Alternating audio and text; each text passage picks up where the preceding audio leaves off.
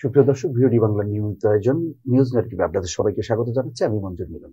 আপনারা জানেন যে সমসাময়িক নানা বিষয় নিয়ে আমাদের এই আয়োজন, আর এই আয়োজনে আমাদের সাথে আজকে স্টুডিওতে যুক্ত হয়েছেন গুম হওয়া ব্যক্তিদের সংগঠন মায়ের ডাকের সমন্বয়ক সানজিদা ইসলাম তুলি। তুলি আপা, আপনাকে ভিওডি বাংলার স্টুডিওতে স্বাগত জানাচ্ছি। ধন্যবাদ ভিওডি বাংলাকে আয়োজনের জন্য।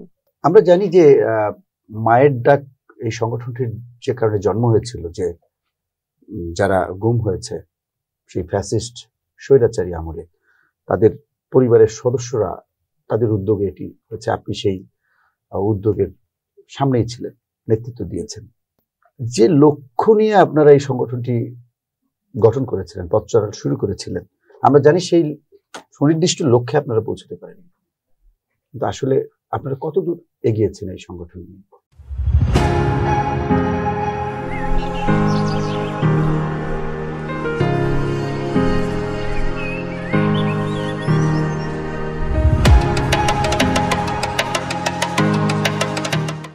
ধন্যবাদ ভিওডি বাংলাকে, আপনাকে ভাইয়া। আর মায়ের ডাকের কথাটা আসলে ভিওডি বাংলা আরো আগেও অনেকবার বলেছে, তাদেরকে এই জন্য ধন্যবাদ জানাই।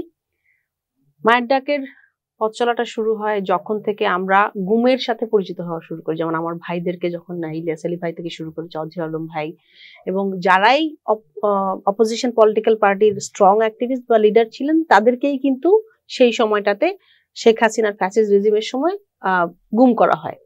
অনেক বিচার বহির্ভূত হত্যাকাণ্ডও আমরা দেখেছি। হত্যাকাণ্ডের পাশাপাশি গুম যে করা হলো এতটা সময়, বিগত সময়টাতে গুমের এই একটা ভয়ের সংস্কৃতি কায়েম করার জন্য, যেন মানুষ আর কথা না বলে, মানুষ আর আওয়াজ না তুলে, তারা অবৈধভাবে প্রতিবাদ না করে, ভোটবিহীন ভাবে সংসদে যাওয়া যায় এবং তখনও মানুষকে কিভাবে ভয় দেখে চুপ রাখা যায়। তো ওই সময়টা থেকেই মায়ের ডাকের আসলে আওয়াজ তোলা, আমার মায়েরা প্রথম তোলেন আওয়াজটা। যখন আমরা রাষ্ট্রীয়ভাবে কোনো ইনভেস্টিগেশন পাই না, রাষ্ট্রীয়ভাবে কোনো বিচারের জায়গায় যেতে পারি না এবং বিভিন্ন আইন প্রয়োগকারী সংস্থা দ্বারা, রাষ্ট্রীয় বাহিনী দ্বারা এরকম চরম মানবাধিকার লঙ্ঘন হয়, তখন সেটার প্রতিবাদে মায়েরা দাঁড়ায় প্রথম। সেখান থেকে মায়ের ডাক শুরু। তো বিগত এক যুগেরও বেশি সময় এই যে প্রত্যেকটা পরিবার এখন আমরা একসাথে, পুরো বাংলাদেশে হাজারেরও বেশি পরিবার, এইটা এখন একটা বড় প্ল্যাটফর্মে এত ওয়েল কানেক্টেড যে এটাকে আমরা এখন প্রত্যেকটা পরিবার এক একজন, এই পরিবারের এক একজন সদস্য আমরা। এবং এই যে এই ট্রমাটার ভিতর দিয়ে আমরা যাচ্ছি বিগত এক যুগেরও বেশি সময়, এই যে যুদ্ধটা আসলে আপনি যে বললেন না, আমরা যুদ্ধ আমাদের চলমান আছে এখনো। কারণ আমরা বিগত সময় হাসিনার সময় যে প্রতিবন্ধকতাগুলো ছিল আমাদের, যেমন আইন প্রয়োগকারী সংস্থা দ্বারা বিভিন্ন ভাবে হ্যারাসমেন্ট করা পরিবারগুলোকে, এবং মানুষগুলোর তো সন্ধান আসলে আমরা পাইনি, অনেক অনেক নাম্বার যাদের সন্ধান আমরা পাইনি।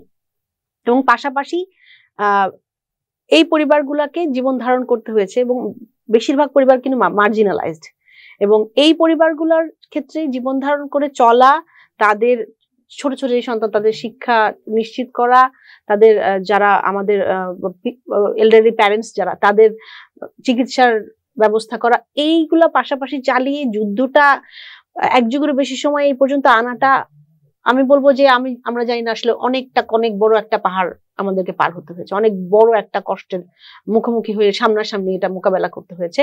কিন্তু অনেকটা সাহস বা হিম্মত আমি বলবো এই মায়েদের ছিল, এই সন্তানদের ছিল, ভাবি যারা তাদের ছিল, ভাইয়ের স্ত্রীরা যারা, বোনদের আমাদের ছিল, পরিবার, প্রত্যেকটা পরিবারের আমাদের সদস্য যারা এই গুম হয়ে যাওয়া যে পরিবারগুলো।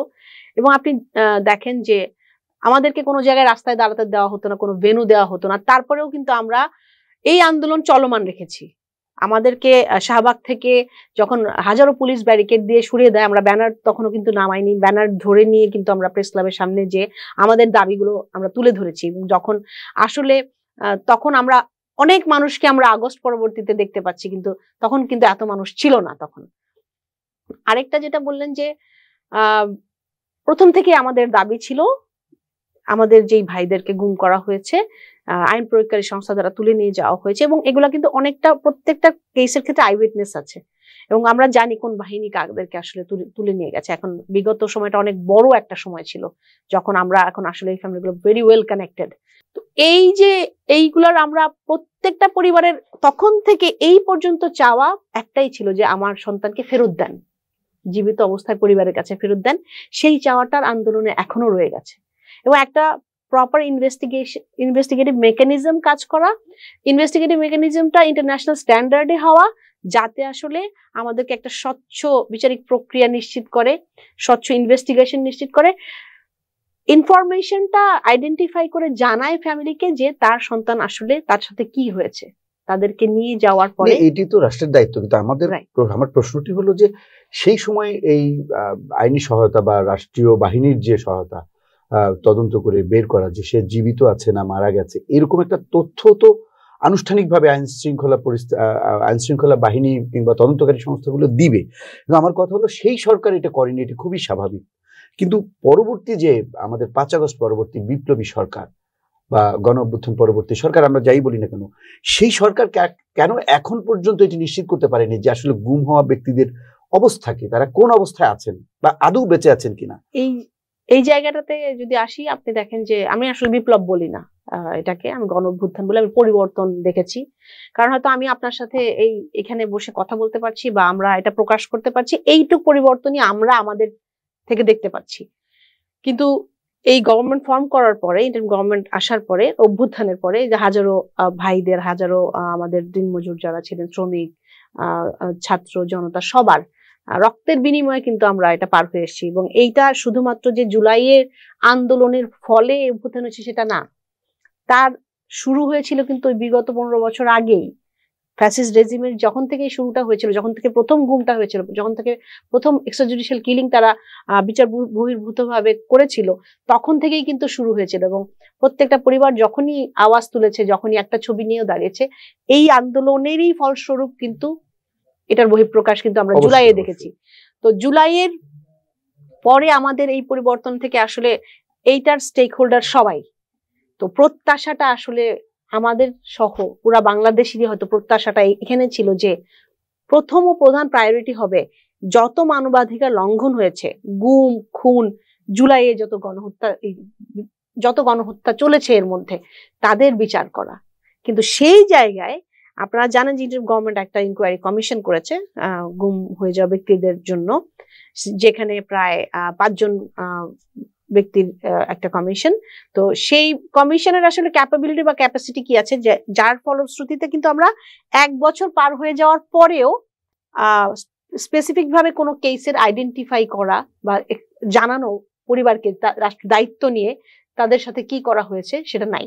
এখানে বিভিন্ন ক্যাটাগরিতে গুম হয়ে যাওয়া ব্যক্তিদের, যেমন সার্ভাইভার যারা আছেন, যারা গুম হয়ে যাওয়ার পরে ফেরত এসছেন, তাদের মধ্যে অনেক লং টার্ম অনেকে ছিলেন, অনেকে শর্ট টার্ম ছিলেন, তাদেরকে মিথ্যা মামলা দেওয়া হচ্ছে, অ্যারেস্ট করা হচ্ছে। এবং অনেকজন মানুষ, প্রায় 352-রও বেশি, যারা কিন্তু গুম হয়ে যাওয়ার পরে এখনো পর্যন্ত মিসিং। এবং এই যে পরিবারগুলায় যারা আমরা, এবং এদেরকে আপনারা হচ্ছে বিগত সময়গুলাতে কিন্তু দেখেছেন আন্দোলনে, রাজপথে, সেই পরিবারগুলার ক্ষেত্রেও যে মিসিং ইনকোয়ারি গুলা আমার মনে হয় না প্রথম দিক থেকে প্যারালালি স্টার্ট হয়েছে। এই যে স্ট্র্যাটেজিক্যালি যে এই ডিসিশন গুলা, এটা তাহলে ভিকটিম বেসড বা এই বান্ধব হলো না। তো আরেকটা যেটা হচ্ছে যে এই যে তাদের সাথে আমরা মানে কি হয়েছে, যারা এখনো মিসিং, গুম হয়ে যাওয়ার পরে তাদের সাথে কি হয়েছে, আগে যেমন আমরা আশা করতাম হয়তো কোনোদিন হাসিনা চলে গেলে আমরা তাদের ভাইদেরকে সেল থেকে বের করে আনবো, কোথাও আছে। আমরা প্রথম দিনই কিন্তু আমরা 5 তারিখের পরে আমরা ডিজিএফআই অফিসের সামনে চলে যাই সবাই, যে আমরা আয়নাঘর থেকে হয়তো আমাদের ভাইদেরকে বের করে নিয়ে যাব।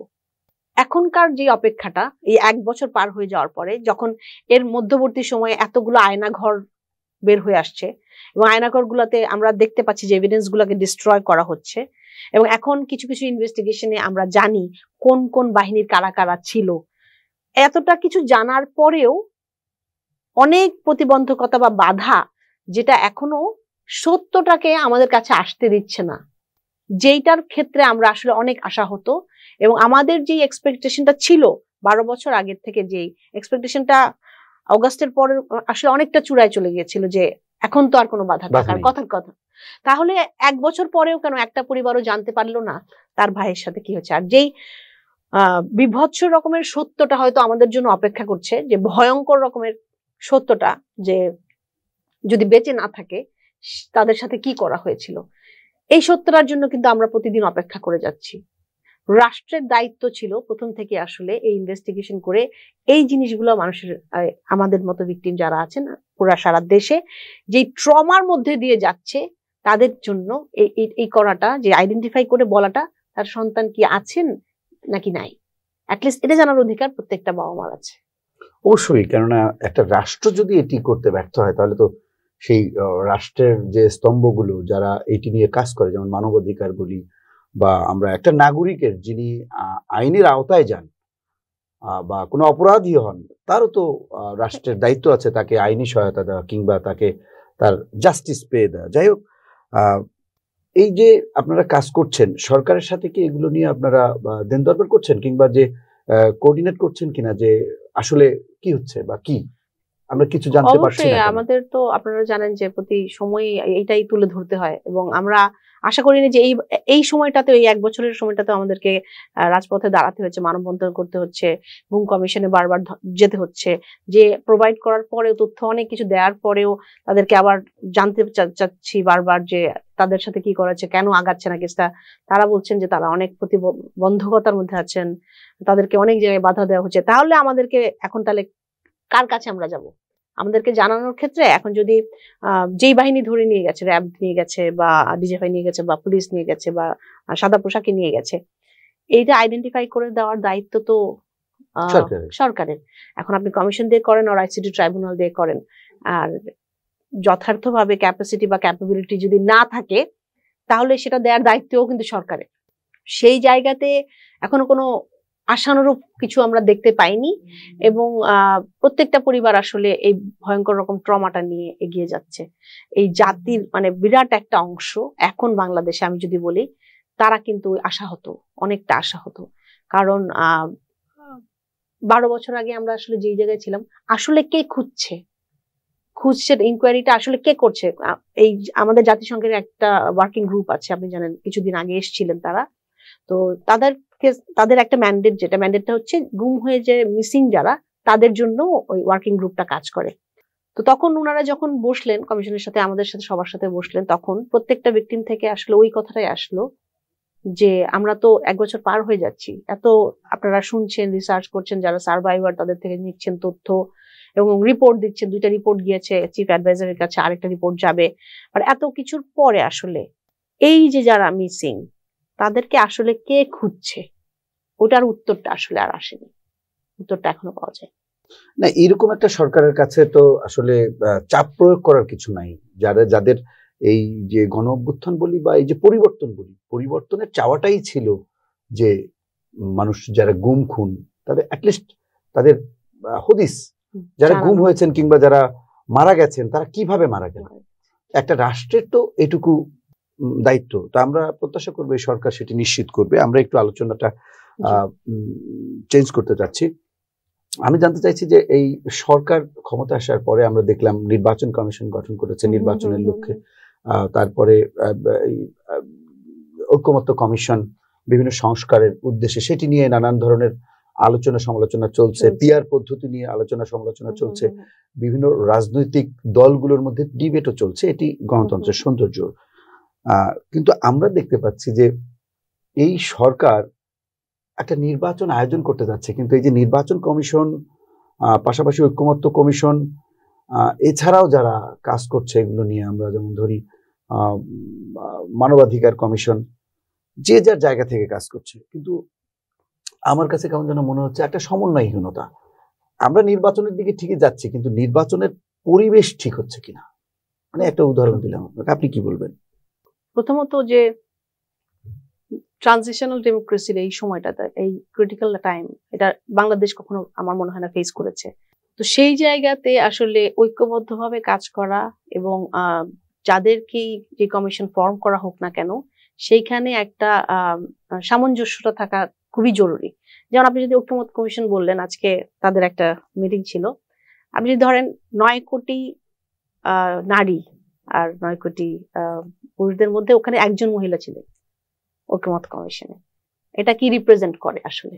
এটা কি আমাদের বাংলাদেশের কোন অবস্থাটা রিপ্রেজেন্ট করে? এটা আমার চোখে দেখা, আমার ভিউটা। আরেকটা হচ্ছে যে বাকি যেই কমিশন গুলা, সেগুলো কিভাবে, আমি ইনকোয়ারি কমিশনের কথা আপনাকে বললাম, যেটার সাথে আমি প্রতিনিয়ত কাজ করে যাচ্ছি, যাদেরকে আমাকে ধাক্কাতে হচ্ছে বা জানতে হচ্ছে বারবার, বিকজ আমার জানা উচিত এই জন্য।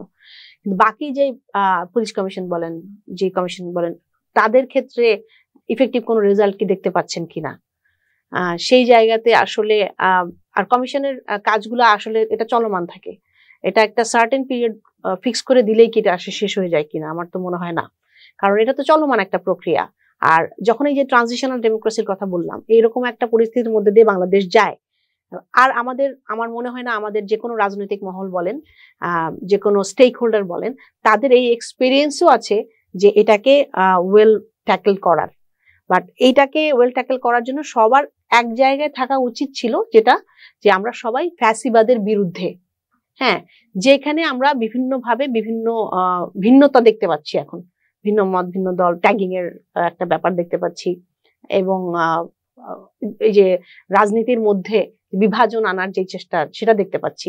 তো ওই বিভিন্ন বিশ্লেষকের আলোচনা থেকে আসছে, বিভিন্ন জায়গা থেকে আমরা যেটা বুঝতে পারছি যে এটা হলে আমরা যেই এত বড় একটা যুদ্ধ করে এসেছি যে ফ্যাসিজমের বিরুদ্ধে, হয়তো আমরা তাদেরকে আবার সুযোগ করে দিচ্ছি যে আমাদের এই যে প্রক্রিয়া, আমরা যে বাংলাদেশে নেওয়ার স্বপ্নটা দেখছিলাম, সেই প্রক্রিয়াকে বাধাগ্রস্ত করার এবং সেই প্রক্রিয়াকে আসলে নষ্ট করার।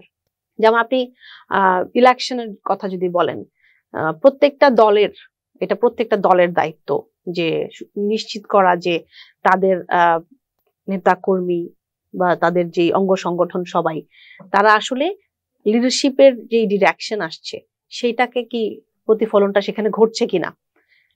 আমরা বড় দল বলেন, ছোট দল বলেন, সব ক্ষেত্রেই দেখতে পাচ্ছি ওইখানে অনেকটা অসামঞ্জস্য অবস্থা, এবং ওইটারই ফলশ্রুতিতে কিন্তু আপনারা এখন যে আমরা রেজাল্ট গুলো দেখতে পাচ্ছি এবং বিভিন্ন পরিস্থিতির উদ্ভব হচ্ছে এখন আমাদের দেশে, আমাদের সামনেই হচ্ছে।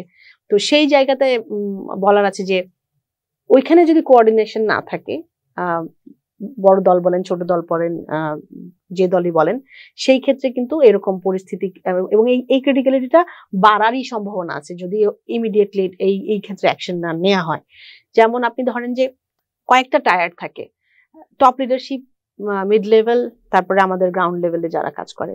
তো হয়তো টপ লিডারশিপ থেকে যেই ডিরেকশন আসছে, গ্রাউন্ড লেভেলে যেতে যেতে এটা মাঝখানে আবার অনেকভাবে ডিফিল্টার হয়ে যাচ্ছে, এবং ওই ডিরেকশনটা ওই পর্যন্ত যে কার্যকরী ইফেক্টিভ ইয়েতে যাবে, রেজাল্টে যাবে বা অ্যাকশনটা দেখাবে, সেটা হচ্ছে না, নেগেটিভ সামহাউ। কিছু কিছু মানুষের ব্যক্তি স্বার্থের ক্ষেত্রে তাদের যেই হয়তো কাজটা যেভাবে করার ছিল সেটা না করে মানে অবৈধভাবে কোনো কিছু করার জন্য সেটা একটা নেগেটিভ তকমা বা বয়ানের দিকে চলে যাচ্ছে, যেটা আসলে দলের জন্য ক্ষতিকর হয়ে যাচ্ছে। এটা আপনি ছোট দল বলেন, নতুন দল বলেন, যে কোনো দল, বড় দলের ক্ষেত্রেও হচ্ছে। তো সেই জায়গা থেকে আমরা বলতে চাই আসলে এই অভ্যুত্থান পরবর্তী সময়ে কারো দলেরই হয়তো কাম্য ছিল না যে এই সময়টা দেখা বা এই ক্রিটিক্যাল পরিস্থিতিটার উদ্ভব করা, কিন্তু এটা হয়েছে। আর এইটা হওয়ার পরে এখন আসলে কি কি দরকার, কি কি জিনিসের উপরে আমাদের আসলে নজর দেওয়া দরকার, সেই জিনিসগুলাতে আমাদের মনে হয় মনোযোগ দেওয়া দরকার। যে এখন আমরা যদি দেখি যে ধরেন ডাকসু নির্বাচন হলো, তো যেখানে শিবির জিতেছে ব্যাপকভাবে, আর আমরা যেটা অনেকের মত ছিল বা সাধারণ মানুষের মত ছিল যে বিএনপি বড় দল, তাদের ছাত্র দলের হয়তো একটা বিজয় হবে বা আশানুরূপ জায়গায় যাবে। তো সেই জায়গায় যাওয়ার বা না যাওয়ার ক্ষেত্রে আমরা যদি এটা ধরি যে না অসন্তুষ্টিটাই দেখাই খালি, আমার মনে হয় সেইটা না। আমাদের এটা এখন আসলে বিশ্লেষণের জায়গা যে কোন কোন ফ্যাক্টর গুলো আসলে ওখানে কাজ করেনি, কোন কোন ফ্যাক্টর গুলা। এটা তো শুধুমাত্র আমরা 2 মাস আগে তাদেরকে বললাম তারা ইলেকশন করলো এভাবে জিতে আসা, এটা কি হয় না, এটা প্রক্রিয়ার মধ্যে পড়ে না, আর এটার রেজাল্টটাও আউটপুটটাও আমরা দেখতে পাচ্ছি।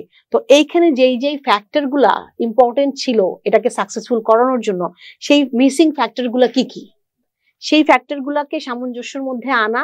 এবং আমার মনে হয় যারা আসলে সম্মুখ নেতৃত্ব দিয়ে এত বড় দুঃসময় দেশের সামনে থাকে, তাদের আসলে সাহস হারাবার কিছু নাই বা তাদের আসলে আশাহত হওয়ারও কিছু নাই, কিন্তু পরিস্থিতির মোকাবেলা করতে হবে। এবং পরিস্থিতিটা আসলে মোকাবেলা করার জন্য বা এই যে ট্রানজিশনাল টাইমটাকে কিভাবে হ্যান্ডেল করব আমরা, সেটার অনেক বিশ্লেষণের ব্যাপার আছে, রিভিউর ব্যাপার আছে, এবং প্রত্যেকটা ব্যাপার মানে প্রত্যেকটা ইস্যুর ক্ষেত্রে কার্যকরী ইফেক্টিভ পদক্ষেপ নেওয়ার ব্যাপার আছে।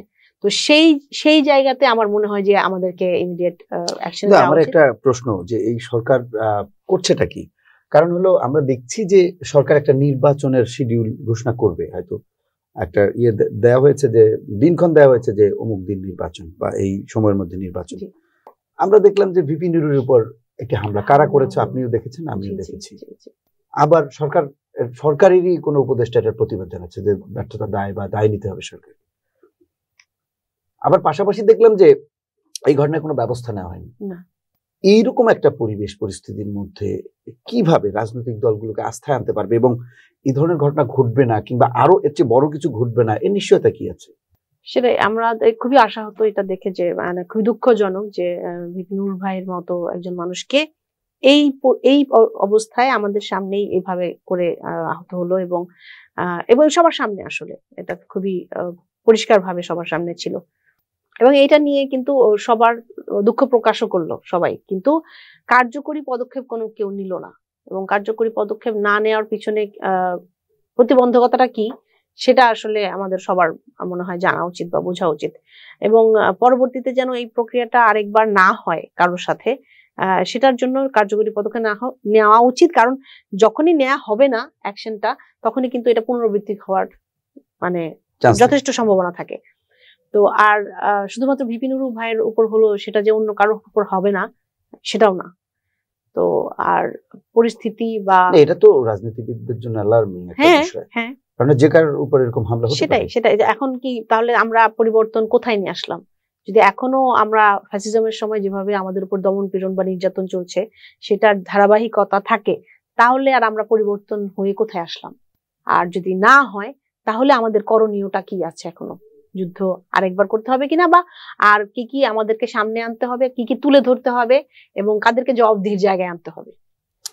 আমার আসলে সবশেষ প্রশ্ন, ডাকসু এবং জাকসু নির্বাচন নিয়ে ফলাফল দেখেছেন। অনেকগুলো কারণ আছে, সবাই চুলচেরা বিশ্লেষণ করছে যে এই 6টি কারণ বা 5টি কারণে ছাত্র দলের আশানুরূপ ফল হয়। কিন্তু আমরা যাই বলি না কেন, যেভাবেই দেখি না কেন, আসলে এখানে আত্মসমালোচনার জায়গা কি আপনার কাছে মনে হয়? কি আদৌ কি আছে কিনা আত্মসমালোচনার জায়গা, কি মনে করেন? অবশ্যই আছে, অবশ্যই আছে। প্রত্যেকটা ঘটনা বা সব রেজাল্ট বা যেটাই ফল বলেন না কেন, প্রত্যেকটা জিনিসের পিছনেই আসলে আত্মসমালোচনার জায়গা আছে এবং আত্মসমালোচনাই কিন্তু তাদেরকে স্ট্রং করে পরবর্তীতে সেই জায়গা থেকে। যেমন আপনারা যদি ছাত্র দলের কথা বলেন, এই সময়টা গোছানো হয়তো হলো না বা এই ইলেকশনটাতে একটা ইফেক্টিভ রেজাল্ট আসলো না, এটার মানে কি এই যে বিগত 15 বছরে ছাত্র দলের মানুষজন যেভাবে এক্সট্রাজুডিশিয়াল কিলিং এর শিকার হয়েছে, যেভাবে গুমের শিকার হয়েছে, যেভাবে তাকে মানে টর্চার করা হয়েছে, নখ তুলে নেওয়া হয়েছে, টর্চার করা হয়েছে, জেলের মধ্যে তাদেরকে হত্যা করা হয়েছে, এরকমও ঘটনা ছিল। পালিয়ে বেড়াতে হয়েছে, বাড়িতে থাকতে পারেনি, লেখাপড়া করতে পারেনি, ইউনিভার্সিটিতে ক্লাস করতে পারেনি, এরকম হাজারো ঘটনা আছে।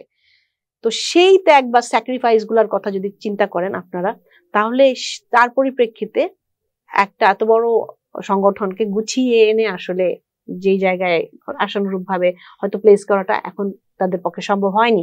কিন্তু এটার মানে এই না আশাহত হয়ে আসলে এটাই পোট্রে করে বাংলাদেশ, এটা আসলে সেটা না। আর তাদের জন্য আরো সুযোগ আছে, সামনে আরো সুযোগ আছে অনেক কাজ করার। আর আসলে যেই বয়ানটা আসলে দরকার অভ্যুত্থান পরবর্তী সময়ে প্রত্যেকটা রাজনৈতিক দলের ক্ষেত্রে, আপনি শুধু ছাত্র দলের কথা বলেন, কিন্তু আপনি যদি এনসিপিও তো কোনো সিট পায়নি, এনসিপিও তো কোনো আশানুরূপ ফল করে।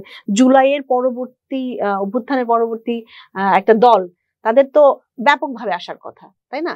তাহলে এখানে কিন্তু মেকানিজমটা কারোর জন্যই কাজ করেনি। তো সেই ক্ষেত্রে আমরা বলবো যে হয়তো শিবির ভিন্নভাবে কিছু করেছিল, ভিন্নভাবে কোনো ইফেক্টিভ কাজ করেছিল, যাদের অর্গানাইজ করাটা তাদের জন্য সহজ হয়েছিল, ইফেক্টিভ হয়েছিল এবং অনেকটা লং টার্ম ব্যাপী তারা সেটা করতে পেরেছে। তো সেই কৌশলগুলাও হয়তো ইফেক্টিভ হয়েছে তাদের জন্য। তো সেই জায়গাতে আসলে আমাদেরকে প্রত্যেককেই তাদের নিজেদের স্ট্র্যাটেজির উপরে আমার মনে হয় নজর দেওয়া উচিত। আমার মনে হয় যে আত্মসমালোচনার যে জায়গাটা বলছেন, এই যে স্ট্র্যাটেজিক্যালি যে টেকনিক গুলা কাজে লাগাতে হবে সেইগুলা নিয়ে প্রত্যেকের আসলে নিজের জায়গায় কাজ করার এখন সময়। তো সেই জায়গায় কাজ করলে আমার মনে হয় আমরা যেই বিভাজনটা দেখতে পাচ্ছি বা এই যে এক একজন আরেকজন ট্যাগিং করছে বা সমালোচনা করছে একে ওকে আমরা পরিষ্কারভাবে দেখতে পাচ্ছি। তো সেই জিনিসটা না করে আমরা নিজেদেরকে সংগঠিত করে এবং প্রত্যেকটা ব্যবস্থায় নিজেদের মানে 100% দেওয়ার ব্যবস্থা করি, যথার্থটা করার ব্যবস্থা করি। আমার মনে হয় সেই জায়গাটাতে গেলে আমরা যেরকম একটা রেজাল্ট আশা করি বা আশানুরূপ একটা জায়গায় আশা করি হয়তো সেই জায়গাটায় যেতে পারবো। আর এটার বাইরে আসলে আরো অনেক কিছু যেটা যে 5-6টা ফ্যাক্টর করে করে মানুষ বলছে কাজ করছে। আর ইলেকশন প্রসেস নিয়েও অনেক কাজ, যেমন জাবির যেটা হচ্ছে আপনার রেজাল্ট দিতেই লেগেছে হচ্ছে অনেকটা টাইম। এইটাকে কি আপনি কোন প্রক্রিয়া বলবেন, এটা কি স্বচ্ছ প্রক্রিয়া কিনা? আরেকটা হচ্ছে আপনার অনেকের দায়টা হয়তো যেটা হচ্ছে মানুষ অনেক সময় এমন হয় যে কিছু সময় ব্যক্তি বিশেষের কাজের ফলটা দায়ভারটা দলের উপর বর্তায়। তো কিছু কিছু সময় তো অবশ্যই আমরা শুনেছি কিছু জায়গায় যেটা হচ্ছে হয়তো বৈধ ছিল না, অবৈধভাবে তা করা হয়েছে। তো সেই কাজটার দায়ভারটা কিন্তু অনেক সময় এই ইমেজের উপরে একটা ইফেক্ট ফেলে এবং এইটারই হয়তো একটা ইফেক্ট ছিল। তো সেইটারও দিকে আমার মনে হয় নজর দেওয়া উচিত। তবে এখানে আমি পজিটিভ, বড় ধরনের একটা পজিটিভ একটা কিছু দেখতে পেয়েছি। সেটি হলো আমরা দেখেছি যে ডাকসু নির্বাচনের ফলাফল পাল্টে দেওয়ার জন্য কিন্তু ছাত্রদল মাসেল পাওয়ার ব্যবহার করেনি, কিংবা যুবদল কিংবা বিএনপি তারা পরে স্বাগত জানিয়েছে, অভিনন্দন জানিয়েছে দলের পক্ষ থেকে, এবং জাকসুতেও আমরা সেটি দেখছি। এটাও তো একটা বড় পরিবর্তন। অবশ্যই। আপনার কি মনে হয়? হ্যাঁ, প্রত্যেকটা তাদের নিজেদের মত প্রকাশ করার স্বাধীনভাবে যারা প্রক্রিয়াধীন অবস্থায় মানে যথার্থ এটা কিন্তু বড় একটা বিষয়। বিএনপির মতো এত বড় একটা রাজনৈতিক দল, এই মুহূর্তে সবচেয়ে বড়, তারা একটা পদও পাবেন না, এটা মেনে নিবেন, মেনে নিয়ে ঘরে চলে যাবেন, মানে ছাত্র দলের কাছে তো এটা প্রত্যাশা, এটা তারা প্রত্যাশা যেভাবে তারা হ্যান্ডেল করলো ওই দিন রাতের সিচুয়েশনটা আমরা সবাই দেখতে পেয়েছি। এবং এখানে নেতৃত্বস্থানীয় সর্বোচ্চ নেতৃস্থানীয় ব্যক্তি থেকে শুরু করে সবার ডিরেকশন ফলো করে ওটা মান্য করে, আশঙ্কা ছিল অবশ্যই, হয়তো আমরা অনেক কিছু দেখতে পেতাম যেটা আমাদের আশানুরূপ আমরা আশা করিনি। তো সেই জায়গাতে এটা ট্যাকল করে ব্যালেন্স করে আসলে এভাবে মানে সলভ করাটা এটাও একটা মানে ভালো উদ্যোগ ডেফিনেটলি। কিন্তু ওই যে বলেন না যে যেই কাজটা যেই সময়ে করার, আমরা মনে হয় ওই জায়গাটাতে হারিয়ে যাচ্ছে, ওই জায়গাটাতে কিছু হারিয়ে ফেলছি। তো সেই জায়গাটা প্রত্যেকের ক্ষেত্রে এটা, তো সেটা হচ্ছে যে উপযুক্ত সময়ে ওই কাজটা করি যদি আমরা, তাহলে মনে হয় যে আমাদের জন্য এই অনেক বড় একটা ত্যাগ, আসলে অনেক বড় একটা যুদ্ধ যেটা আমরা আসলে পার হয়ে এসেছি। আর এই যুদ্ধটা আসলে নষ্ট হতে দেয়া যাবে না। তো সেই কারণে আমাদের মনে হয় আরো তো সামনের সময় আছে, তো সেই সময়টাতে আমরা নিজেদেরকে অর্গানাইজ করি, আরো পরিশুদ্ধ করি এবং নিজেরাও অর্গানাইজড হই, নিজেদের আত্মসমালোচনা করি এবং স্ট্র্যাটেজিক্যালি ওই টেকনিক গুলাকে কাজে লাগাই যেগুলাতে আসলে আমরা আমাদের গোলটা রিচ করতে পারি। আপনি বলছিলেন যে নির্বাচনে বেশ কিছু অভিযোগ এবং অনিয়মের বিষয় আমরা দেখেছি, যেমন ধরুন ফলাফল ঘোষণা করতে জাহাঙ্গীরনগরে যে সময় লেগেছে, এই বিষয়গুলো মানে মাথায় রেখে আপনি আগামী জাতীয় নির্বাচনী সরকারের প্রতি কি আহ্বান জানাবেন, সরকার নির্বাচন কমিশন? এইটা আমার মনে হয় যে এই দুইটা ডাকসু আর জাকসুর নির্বাচনটা যেটা, এটা কিন্তু বার্তা দিল একটা যে কেমন প্রক্রিয়ায় হওয়া উচিত, স্বচ্ছতার ব্যাপারটা কিভাবে আসবে এবং বিশ্লেষণ করে দেখা যাবে যে এই প্রক্রিয়ায় স্বচ্ছতা প্রমাণ করার জন্য বা মানে যথার্থ স্বচ্ছ হবে এটা এনশোর করার জন্য আর কি কি পদক্ষেপ নেওয়া দরকার, সেটা ছোট দল বড় দল সবারই এখনই করা উচিত। আর এরপরে আসলে ওই সময়টা থাকবে না।